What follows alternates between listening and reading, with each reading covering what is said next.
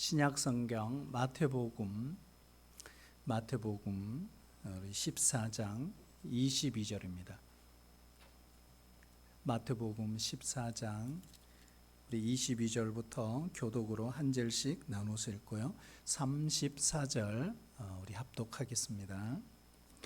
22절입니다. 예수께서 즉시 제자들을 재촉하사 자기가 무리를 보내는 동안에 배를 타고 앞서 건너편으로 가게 하시고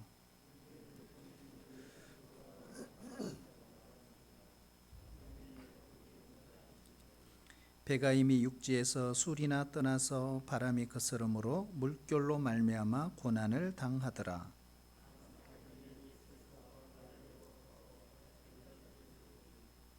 제자들이 그가 바다 위로 걸어오심을 보고 놀라 유령이라 하며 무서워하여 소리 지르거늘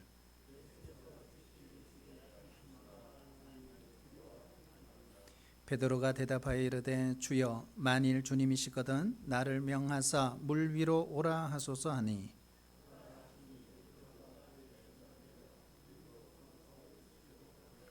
바람을 보고 무서워 빠져가는지라 소리질러 이르되 주여 나를 구원하소서 하니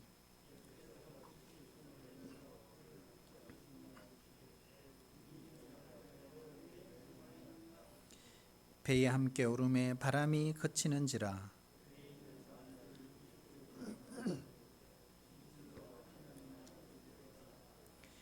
그들이 건너가 게네사렛 땅에 이르니 아멘.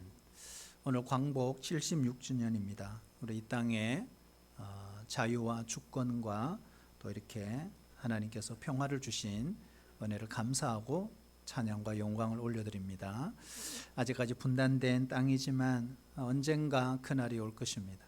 그날이 오면 우리 모두가 함께 예배할 그날이 반드시 올 것입니다. 우리 끝까지 기도하고 또 나라를 사랑하는 마음으로 우리 신앙생활하는 우리 교우들 되시기를 축복합니다. 한번 따라해 주실래요? 두려워하지 말라. 두려워하지 말라. 저도 제 인생을 한번 돌아보니까요. 저 인생 가운데 참 두려웠던 날이 있었습니다. 그리고 사람마다 이 두려움, 이 공포증, 포비아라 그러잖아요. 이 두려움, 공포가 다 나름대로 있어요. 저는 개인적으로 한 4번 정도 바닷물에 빠져 죽을 뻔한 적이 있어요. 2번은 가까스로 살아났고 2번은 정말 끝이구나 하는 그런 순간이 있었어요. 그런데 하나님이 살려주신 거죠. 그리고 정신적으로 또 내적으로도 참 두려움이 있었어요. 안수를 받고 목사 안수를 받고 또 부목사 시절에도 이 문제가 참 해결이 되지 않았어요. 그런데 하나님이 정말 말씀으로 치유하시는 경험을 하고 이러한 모든 내적인 신경적인 이 불안들도 해결되는 그런 역사가 일어났어요. 그러니까 우리 하나님은 우리 속에 어떤 두려움이든지 주님 만나면 이 두려움이 해결됩니다. 오늘 우리가 말씀을 들으면서 우리 가운데 어떤 두려움이든지 두려움을 해결해 주시는 그 주님을 꼭 만나시기를 축복합니다. 마태복음 14장은 2가지 놀라운 사건이 나옵니다. 하나는 예수님께서 보리떡 5개와 물고기 2마리로 5,000명을 먹이신 오병이어 사건과 바다 위를 걸으신 사건입니다. 우리는 오병이어 이 사건을 통해서 감사의 능력을 배울 수 있습니다. 예수님은 이 기적을 일으키시기 전에 먼저 감사 기도를 드리셨습니다. 예수님이 오병이어를 붙잡고 감사 기도를 마쳤을 때 정말 깜짝 놀랄 일이 생겼어요. 진짜 놀라운 기적이 나타났습니다. 이처럼 감사는 기적을 창조하는 능력입니다. 감사는 없는 것을 있게 하고 무에서 유를 창조하고 적은 것을 많게 하는 능력이며 작은 것을 크게 하는 능력이 감사에 있습니다. 이 사건을 통해 오늘 본문에 보면 더 놀라운 교훈이 있습니다. 그것은 바로 성공할 때 우리는 더욱 겸손하라는 것입니다. 왜 이런 놀라운 오병이의 기적이 끝나자마자 예수님은 제자들을 급히 보내셨을까요? 건너편으로 가라. 그리고 그 모여든 수많은 무리들을 순식간에 흩어지게 했을까요? 이유가 있습니다. 그것은 위기가 발생했기 때문입니다. 어떤 위기일까요? 요한복음 6장 15절에 보면 자세히 기록하고 있습니다. 그러므로 예수께서 그들이 와서 자기를 억지로 붙들어 임금으로 삼으시는 줄 아시고 다시 혼자 산으로 떠나가시니라 하고 있습니다. 예수님은 성공이 얼마나 위험한가를 아셨습니다. 예수님은 성공하기 위해서 오신 것이 아니라 사명을 완수하기 위해 오셨습니다. 그러므로 성공이나 기적은 사명을 완수하는 도구에 불과한 것입니다.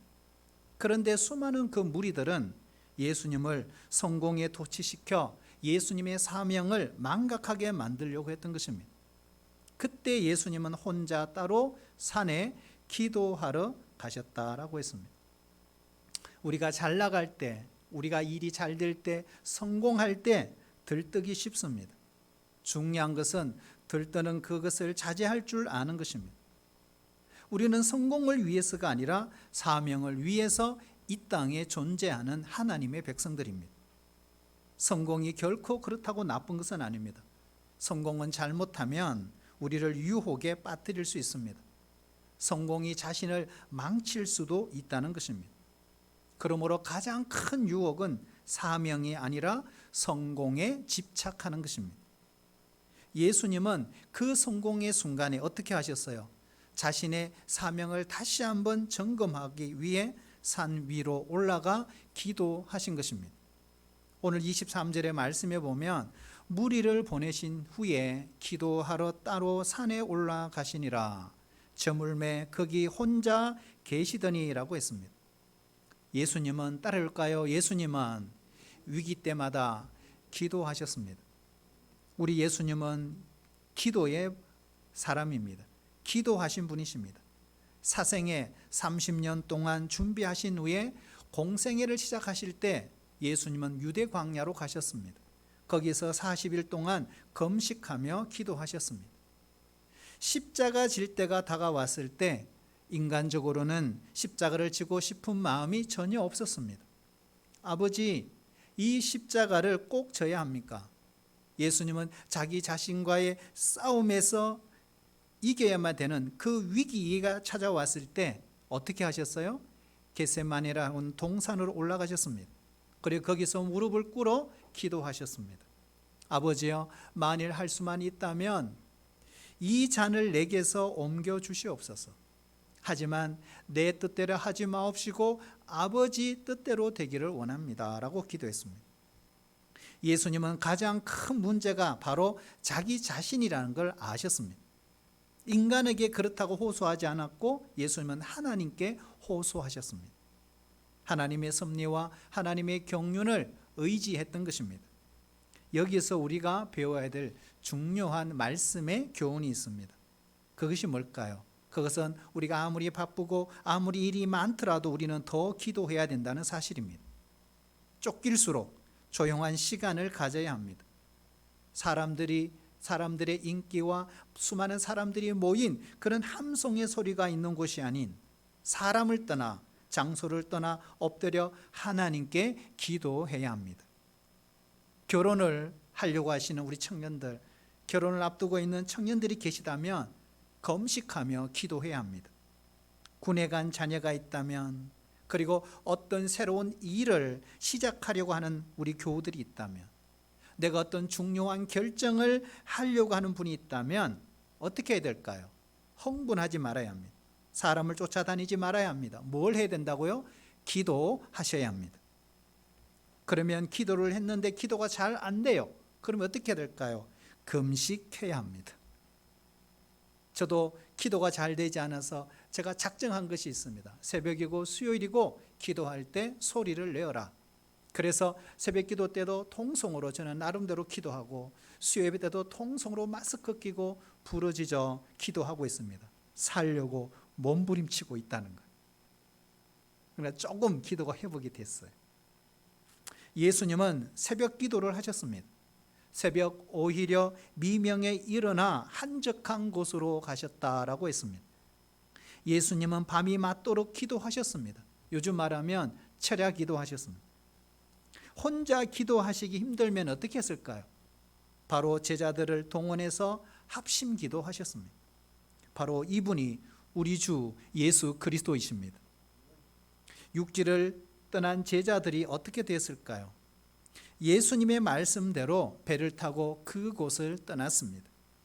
건너편으로 가기 위해 오늘 본문 24절에 보면 이렇게 되어 있어요. 육지에서 수리나 떨어진 지점에 도달했을 때, 자 여기 보면 육지에서 수리나 떨어진 지점, 각주 3번 뭐라고 해놨잖아요?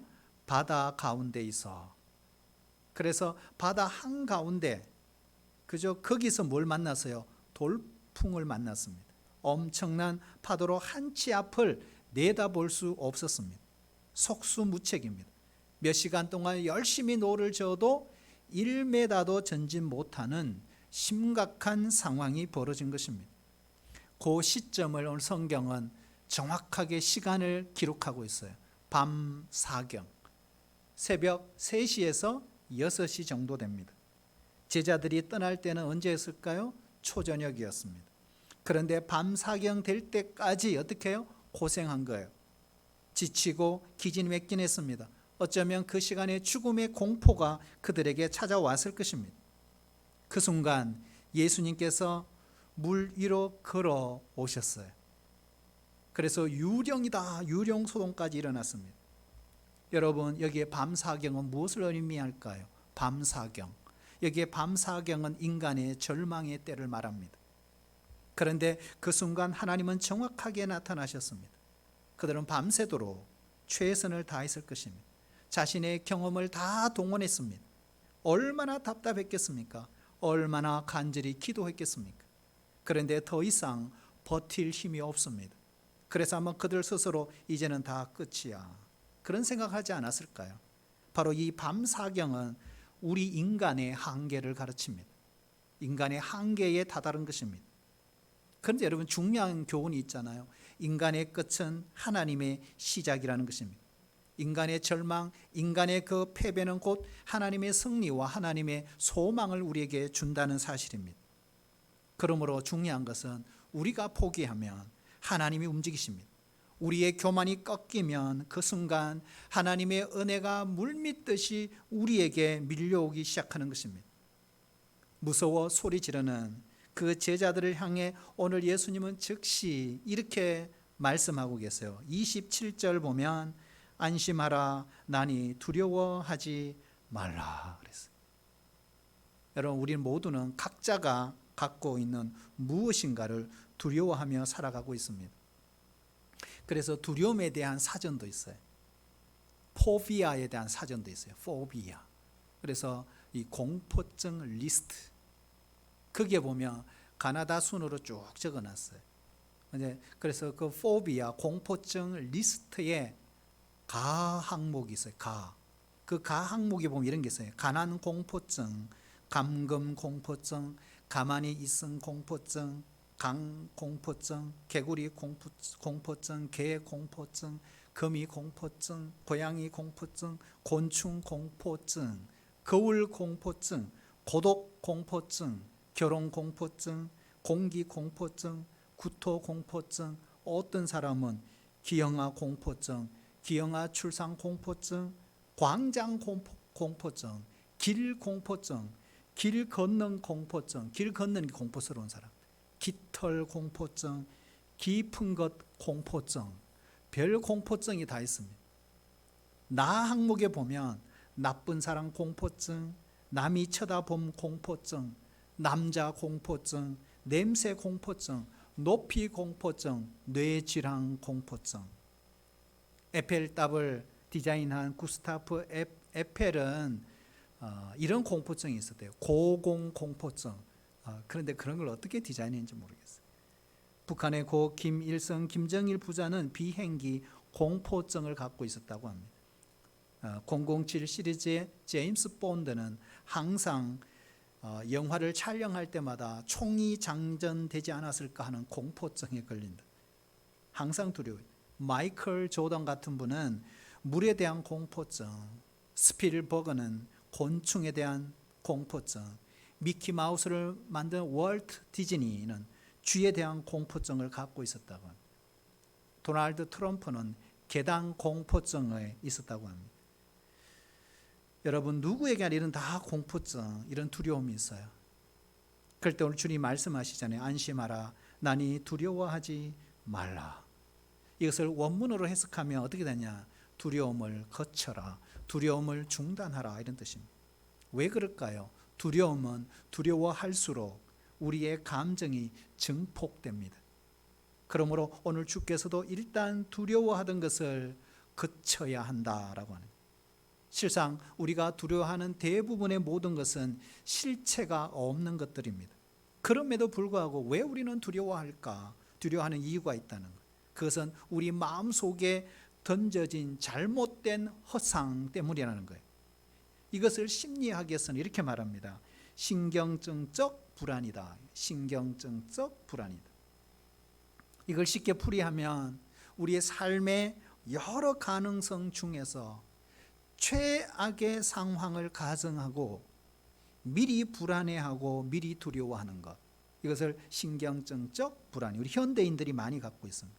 그래서 많은 경우 어떤 위험이나 어떤 실제적인 공격이 없음에도 불구하고 이미 우리 안에서 시작된 내적 그 불안이 우리의 감정을 마비시켜버리는 거예요. 그리고 신체의 정상으로도 나타납니다. 그럴 만한 이유도 없는데도 불구하고 슬퍼하고 불안해하고 초조해하고 두려워합니다. 1941년부터 45년까지 2차 세계대전 중에 해외로 파견이 되어서 전쟁에 참여해서 죽은 미군들이 거의 한 30만 명이 된다고 합니다. 그런데 같은 그 기간에 본토에서 전쟁에 대한 불안, 염려, 두려움으로 죽은 사람이 100만 명이 넘는다고 합니다. 자, 그렇다면 뭐가 더 무서운 거예요? 전쟁보다는 우리 안에 일어나고 있는 염려와 불안과 걱정이, 공포가 훨씬 더 무서운 거잖아요. 그래서 성경은 끊임없이 우리에게 이렇게 말해요. 일단 염려를 그치라, 걱정을 그만두라, 두려움을 내려놓으라, 이렇게 말씀하시는 거예요. 왜요? 그래야 그 상황에서 하나님의 말씀이 우리에게 들리기 때문에 그런 것입니다. 어떤 부자가 톱밥 창고를 경영하고 있었습니다. 그런데 자신이 가장 소중히 여기는 고급 시계를 그곳에서 잃어버렸습니다. 일꾼들을 다 불러 모았어요. 그리고 이 내가 소중히 여기는 이 시계를 찾는 사람에게 큰 상급을 주겠다고. 그래서 일꾼들이 일일이 사사시 뒤졌지만 아무도 그 시계를 찾지 못했습니다. 그런데 점심시간에 어떤 한 소년이 모든 사람이 밥을 먹으러 간 순간 이 창고에 들어갔습니다. 불과 10분 채 되지 않아서 시계를 찾았습니다.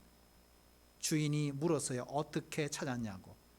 그래서 이 소년이 이렇게 말했어요. 창고에 들어가 저는 아무 일도 하지 않았습니다. 가만히 앉아 있었습니다. 그러니 어떤 일이요? 벌어졌을까요? 귀를 기울여 보니 시계 소리가 들렸습니다. 두려움을 거치는 순간 우리는 그분의 음성이 들린다는 것입니다. 모세는 홍해 앞에서 두려움에 사로잡혀 있는 이스라엘 백성들을 향해 뭐라고 선포했을까요? 출애굽기 14장 13절 우리 같이 한번 읽어볼까요? 시작. 너희는 두려워하지 말고 가만히 서서 여호와께서 오늘 너희를 위하여 행하시는 구원을 보라. 아멘. 가만히 서서 폭풍의 두려움에 사로잡혀 있는 이 제자들에게 주님이 이렇게 말해요. 안심하라. 나니 두려워하지 말라. 무슨 뜻입니까? 나야 나 하나님이야. 이런 뜻입니다. 나야 나 하나님이야. 예수님은 자신을 스스로 그렇게 표현하고 있어요. 여러분, 이 말씀은 출애굽기 13장에 나오는 모세가 뜰기나무에서 우리 주님을 만났을 때, 하나님을 만났을 때 하나님 당신 이름이 뭡니까? 이렇게 질문하거든요. 그때 하나님이 대답하는 거죠. I am who I am. 나는 스스로 있는 자다. 그 뜻이 나는 나야 하나님이야, 이런 뜻입니다. 여기에 보면 안심하라. 난이 두려워. 이 난이라는 게 뭐냐 하면 I am, 영어로 그렇게 돼 있어요. I am. 나는 스스로 있는 자다. 내가 바로 그야. 내가 바로 하나님이야. 이런 말입니다. 우리가 예수님을 바라본다는 것은 결국 전지하시고 전능하신 신성을 가신 하나님을 바라본다는 뜻입니다. 사랑하신 여러분, 어떤 두려움이 있습니까? 오늘 이 시간 전지하시고 전능하신 예수님을 바라볼 수 있기를 축복합니다. 그분이 우리를 자유케 하실 것입니다. 그분이 우리의 해답이십니다. 베드로는요, 다른 제자들과 다른 점이 있어요. 항상 그랬어요. 오늘 이 사건에도 보면 다른 제자와 달랐어요. 요동치는 파도 위로 걸어가시는 예수님을 보고 베드로는 뭐라고 할까요? 주님, 저도 걷고 싶어요. 요청을 했어요. 그럴 때 28절에 보면, 그죠? 만일 주님이시거든 나를 명하사 물 위로 걸어오라 하소서. 여러분, 배 안이 안전할까요? 배 바깥이 안전할까요? 우리가 생각할 기본은 배 안이 훨씬 안전합니다. 그런데 베드로는 어떻게 해요? 배 바깥으로 나가려고 했어요. 죽으려고. 여러분, 배 안은 안전합니다. 반면에 배 밖은 훨씬 위험하잖아요. 하지만 중요한 것이 있어요. 우리가 배 안에만 있으면 바다 위를 걸을 수 없습니다. 바다 위를 걷기 위해서는 배 바깥으로 나와야 합니다. 이것을 우리가 뭐라 그러죠? 챌린지, 모험이다 이렇게 말합니다. 예수님은 이 베드로의 간구를 들어주셨습니다. 정말 놀라운 광경이 펼쳐졌어요. 베드로가 물 위로 걸어서 예수님을 향해 가고 있습니다. 인류 역사상 한 인간이 바다 위를 걸어간 것은 아마 이것이 유일하게 처음이요 마지막일 것입니다. 그런데 비슷한 일은 있었어요. 모세는 홍해가 갈라진 후에 홍해를 건넜어요. 우리가 잘 아는 선지자 엘리야, 그는 자기 겉옷을 벗어 요단 강물을 막 쳤을 때 요단 강물이 이리저리 갈라졌어요. 그때 엘리사와 함께 마른 땅을 건넜습니다. 하지만 베드로 같지는 않았어요. 베드로가 물 위로 걸을 수 있었던 이유 뭘까요? 바로 예수님의 말씀에 순종했기 때문입니다. 물 위로 걸은 것은 무모한 도전, 모험이 아니에요. 그가 요청했고 예수님이 그에게 뭐라고 해요? 오라 말씀하셨습니다. 그는 예수님의 말씀에 순종해서 물 위로 걸은 것입니다. 아무나 물 위로 걸을 수 있는 게 아니에요. 베드로는 점점 이 사건을 통해 하나님의 말씀의 능력을 서서히 경험하기 시작했어요. 장모의 열병이 예수님의 말씀으로 치유되는 것도 그는 보았습니다. 밤이 새도록 고기를 잡을 수 없었지만 말씀에 의지하여 그물을 내렸을 때 고기가 2배 가득 찼습니다. 사랑하신 여러분, 믿음이란 무엇일까요? 바로 말씀에 순종하는 것입니다. 믿음이란 말씀에 순종하는 것, 이것을 다른 말로 모험이에요. 여러분, 말씀의 순종은 모험입니다. 어떤 것이 보장되는 게 아니에요.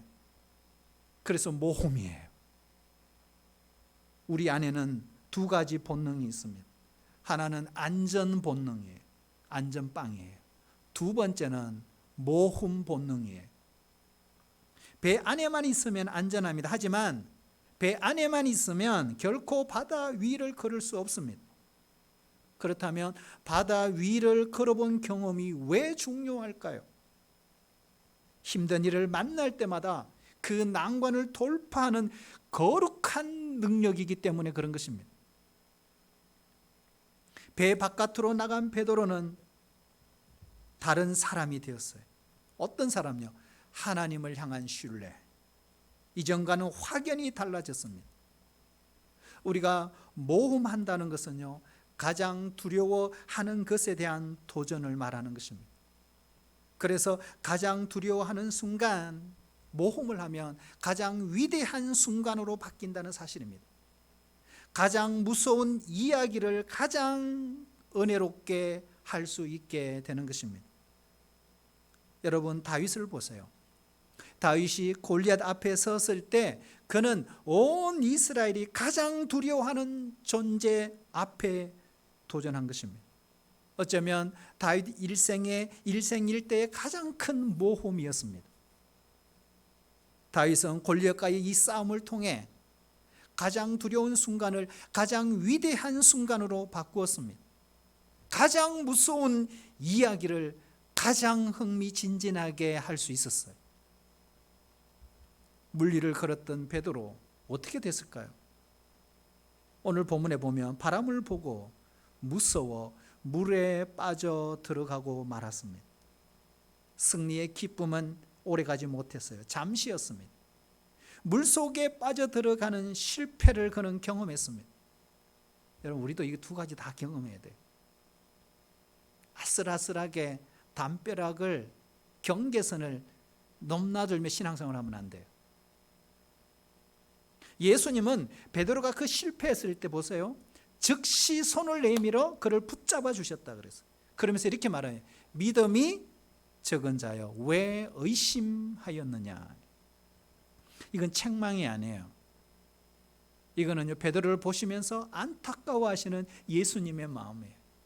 계속 그렇게 걸어올 수 있었는데, 예수님만 바라보며 물위를 걸을 때 그의 믿음은 강했습니다. 하지만 바람을 보고 무서워하는 순간 그 믿음은 약해졌습니다. 바람을 보는 순간 뭐가 찾아갈까요? 의심이 찾아온 거예요. 그러므로 이 베드로의 실패의 원인이 무엇일까 우리는 진단할 줄 알아야 합니다. 예수님을 바라보지 않고 환경을 바라볼 때 믿음이 약해진다는 것입니다. 이걸 다른 표현으로 말하면 문제는 시각에 있다, 관점에 있다 이 말이에요. 누구를 바라보며 어디를 바라보느냐가 중요합니다. 우리가 예수님을 의식하지 않고 자신을 의식하는 그 순간 물에 빠져들기 시작하는 거예요. 내 자신이 누구인가를 아는 것 중요합니다. 내 자신을 매일 성찰하는 것도 너무나 중요합니다. 그러나 그보다 더 중요한 것이 있어요. 예수님이 누구신가 하는 것. 우리가 예수님을 더 깊이 묵상하는 우리 성도들이 되시기를 축복합니다. 만약 베드로가 생각해봐요. 성경에는 없지만 계속해서 예수님을 바라보고 나아갔다면 그는 계속해서 바다 위를 걸었을 것입니다. 상황이 달라진 것은 하나도 없어요. 풍랑은 여전히 강합니다. 물결은 거셉니다. 환경이 문제가 되지 않는다는 말입니다. 그런데 눈을 예수님한테서 떼어 살아온 폭풍 속으로 돌리는 순간 문제가 일어난 거예요. 예수님은 이 베드로의 실패를 통해 무엇을 가르쳐 주려고 하셨을까? 바로 믿음이에요. 믿음의 중요성 가르쳐 주시는 거예요. 의심은 죄가 아닙니다. 누구나 의심할 수 있습니다. 하지만 예수님이 바라시는 것은 의심을 정복하기를 원하십니다. 왜요? 의심은 두려움을 낳거든요. 반면에 믿음은 우리를 강하게 합니다. 담대하게 합니다. 그래서 나중에 이 사도 베드로는 예수님 성천 이후에 그가 사역을 하면서 2권의 서신서를 남깁니다. 그것이 베드로 전서와 베드로 후서입니다. 특별히 베드로 전서에서 그는 어쩌면 이 생각을 했는지 몰라요. 그리고 믿음을 강조하고 있습니다. 베드로전서 1장 7절 우리 같이 한번 읽어볼까요? 시작. 너희 믿음의 확실함은 불로 연단하여도 없어질 금보다 더 귀하여 예수 그리스도께서 나타나실 때의 칭찬과 영광과 존귀를 얻게 할 것이니라. 아멘. 여기 보시면 불로 연단하여도 없어질 금보다 더 귀한 것이 뭐라는 거요? 믿음이다. 이것이 확실해야 한다. 베드로전서 2장 6절에 이렇게 말해요. 그를 믿는 자는 부끄러움을 당하지 아니하리라. 우리가 믿음의 집을, 신앙의 집을 건축할 때 가장 중요한 베이스, 바로 믿음이라는 거예요. 예수님은 베드로가 실패했을 때 그를 즉시 붙잡아 주셨습니다. 베드로 입장에서 보면 이 사건을 통해서 베드로는 예수님을 더욱 신뢰하게 되었습니다. 어떤 신뢰? 내가 실패했을 때, 내가 넘어졌을 때, 내가 위기를 당했을 때 우리 주님은 나를 버리지 않으실 거야, 나를 붙잡아 주실 거야 하는 이 사실을 그는 경험하게 된 것입니다. 가장 필요할 때 내 곁에서 도와주시는 분. 오늘 예수님은 베드로와 함께 배 안으로 들어왔습니다. 저는 이런 생각을 해봤어요. 그 순간 베드로가 예수님과 함께 다시 바다 위로 걸었지 않았을까? 그리고 예수님은 베드로와 함께 손을 잡고 바다 위에서 배로 올라왔을 것이다. 그리고 32절에 보면요, 배에 함께 오르매 이래 돼 있잖아요. 바람이 어떻게 해요? 그치니라. 배 안에도 누가 있죠? 11명의 제자가 있어요. 두려워하던 제자들이 마침내 그 흔들리는 그들 배에 예수님을 초청했어요. 예수님을 영접했습니다. 그 순간 바람도 파도도 폭풍도 그쳤습니다. 그래서 34절을 보세요. 그들이 가고자 하는 목적지로 갈 수 있었다 이렇게 돼 있어요. 사랑하신 여러분, 성도는 인생의 항해에서 어느 날 예수님을 나의 항해사로, 나의 선장으로, 나의 캡틴으로 모신 사람이에요. 여러분, 진정으로 예수님이 나의 캡틴이신가요? 나의 선장이신가요? 나의 항해사이신가요? 예수님을 믿지 않는 세속적 인본주의를 주장하는 사람들은 이렇게 말합니다. 나는 내 운명의 주인이야, 나는 내 영혼의 선장이야, 이렇게 선포합니다. 그러나 어느 날 하나님이신 예수님을 만나며 그 선언이, 그 고백을 폐기시켜야 합니다. 바꿔야 합니다. 어떻게 말할까요? 아니야, 나는 운명의 주인도 아니고 내 영혼의 선장도 아니야. 내가 지금까지 인생을 살아보았지만 그것은 불안이고 절망이고 혼돈이야. 인간의 실존은 늘 불안이야. 이제는 예수님만이 내 운명의 주인이시지, 예수님만이 내 영혼의 선장이시지. 여러분 믿으세요? 그런 사람을 우리는 신자라고 말하는 것입니다. 같은 병행구절 마가복음에서 마가는 이 사건을 이렇게 기록하고 있어요. 마가복음 6장 51절 52절 우리 같이 한번 읽어보겠습니다. 시작. 배에 올라 그들에게 가시니 바람이 그치는지라 제자들이 마음에 심히 놀라니 이는 그들이 그떡 떼시던 일을 깨닫지 못하고 도리어 그 마음이 둔하여졌음이로라. 아멘. 해석을 하고 있어요. 마가는. 이게 무슨 말일까요? 어제 오병이어의 기적을 체험했어요.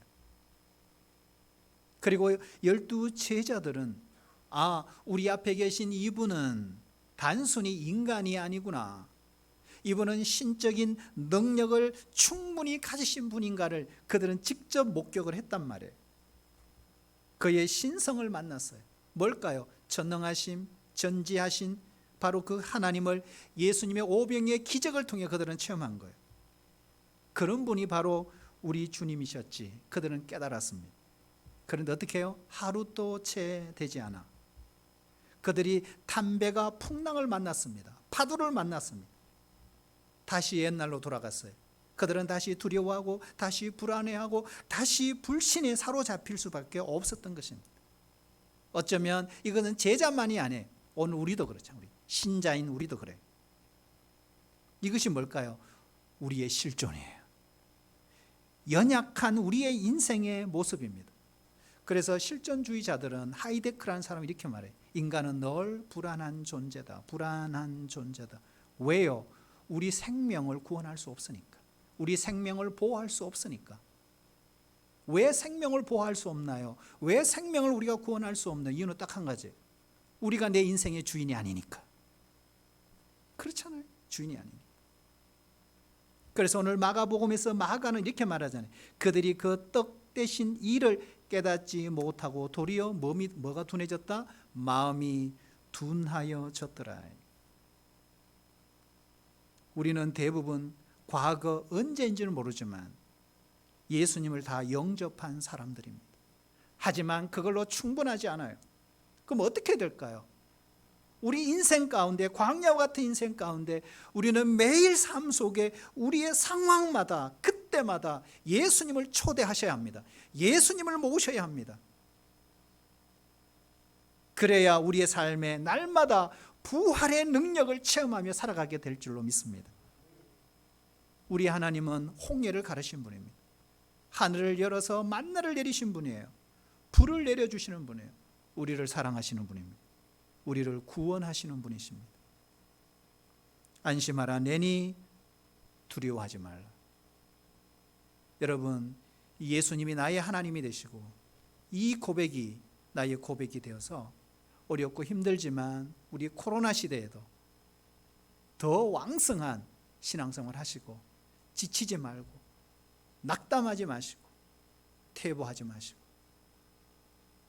무기력에 빠지지 마시고 다시 일어나서 믿음의 항해를 끝까지 해가는 우리 성도들이 되시기를 주의 이름으로 축복합니다. 하나님 아버지, 감사합니다. 안심하라, 내니 두려워하지 말라 하신 이 말씀 한마디로도 감사합니다.